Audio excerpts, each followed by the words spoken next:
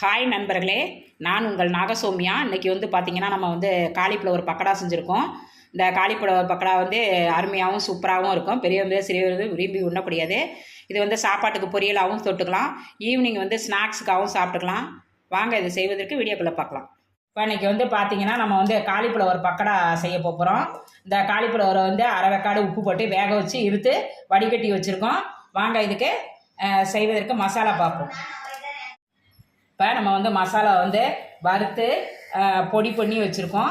இதுக்கு என்ன செய்யணும், இப்போ அரை எலும்புச்சம்பழத்தை இதில் பிரிஞ்சு விட்டுக்கணும்.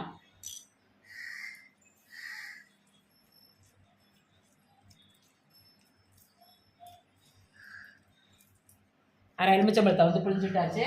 இதில் உப்புலாம் போட்டிருக்கோம். இப்போ தேவையான அளவு கொஞ்சமாக தண்ணி ஊற்றிக்கிறோம்.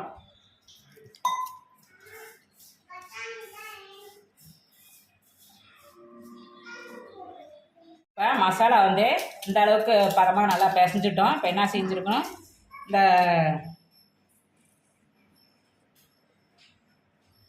வேக வச்சுருக்கோம் பார்த்தீங்களா, இதெல்லாம் எடுத்து இந்த காலிஃப்ளவர் எடுத்து இதில் நல்லா பிசைஞ்சுக்கிறோம்.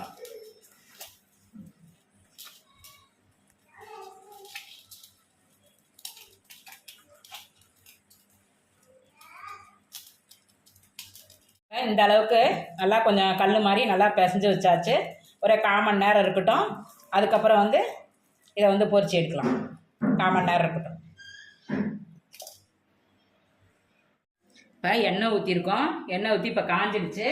இப்போ என்ன செய்யணும், இந்த காலிஃப்ளவர் எடுத்து எண்ணெய்க்குள்ளே போடணும்.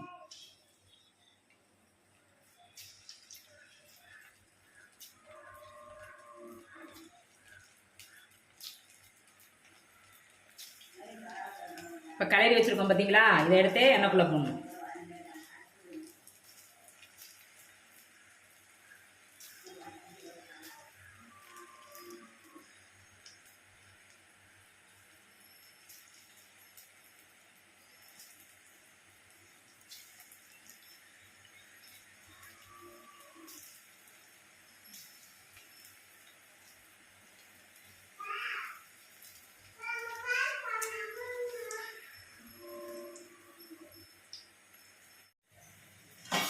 இப்போ என்ன செஞ்சுருக்கோம், பக்கடாவை போட்டிருக்கோம். இப்போ இதை என்ன செய்யணும், கிண்டி விடணும், பரட்டி விடணும்.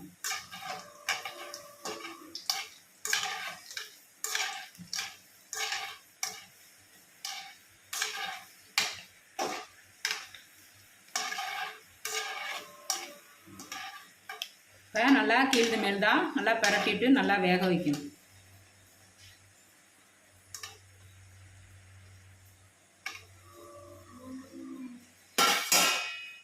இப்போ நல்லா வெந்து போச்சு. இப்போ அரிக்கிறோம்.